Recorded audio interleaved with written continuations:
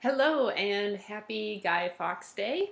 If you don't know what Guy Fawkes Day is, that means you're probably an American like me. It's a British holiday that it started because Guy Fawkes was trying to blow up the House of Lords back in like the 1600s, and his treasonous plot was foiled, and so it was started as a celebration of this foiled plot against the government.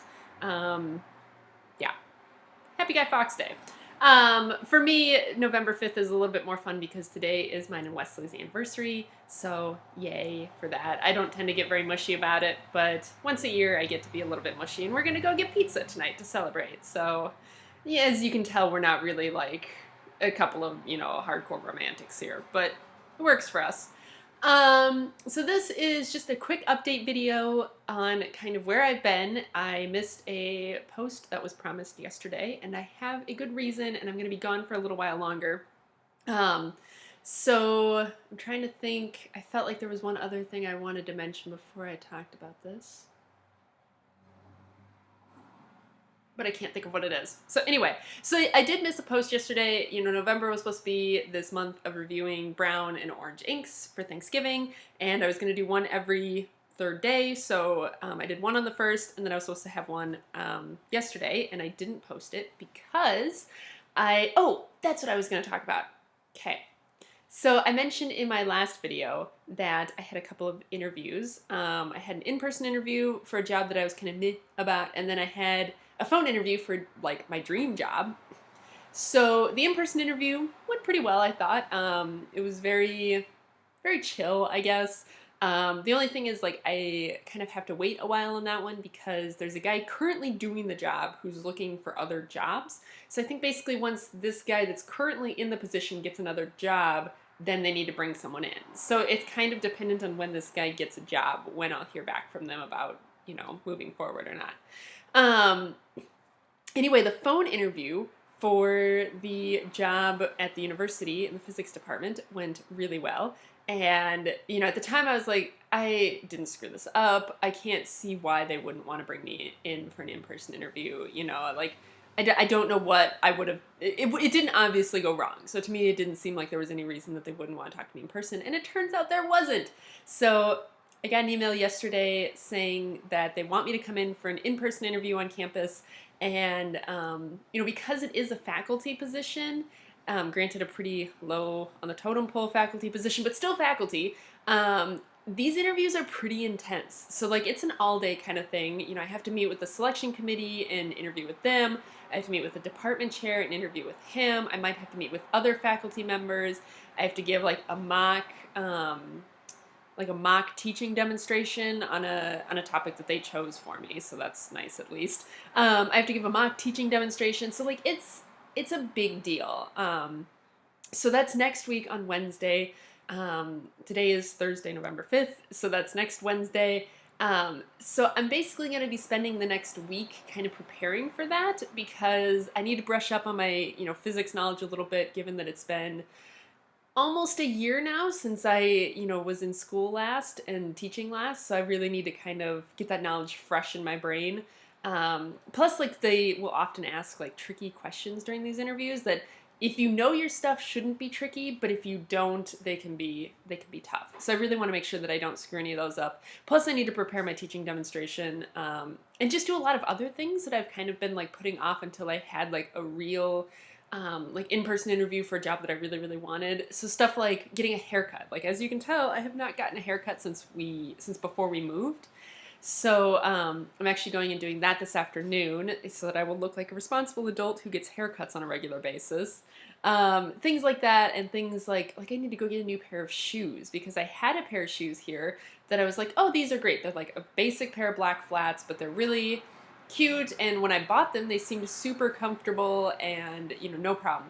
Well, I wore them the other day, and they gave me horrendous blisters all over my feet, so I don't really want to be wearing those if I'm going to be, like, interviewing for, like, an entire day. It's one thing if I'm just going for, like, a quick thing, but if it's, like, an entire day-long thing and might be, like, walking around the building or walking around campus, I don't want to be wearing those shoes.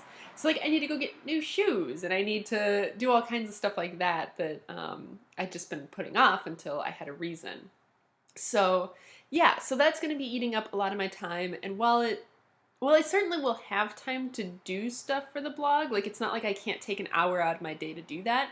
I don't want to put that kind of strain on myself. You know, I don't, if I'm done studying for the day or if I want to take a break, I don't want to be thinking, oh, I need to get a blog post written. Like, it just gives me one more thing to stress out about doing on top of, you know, preparing for this interview and the other preparing stuff, you know, like the intellectual and the other components.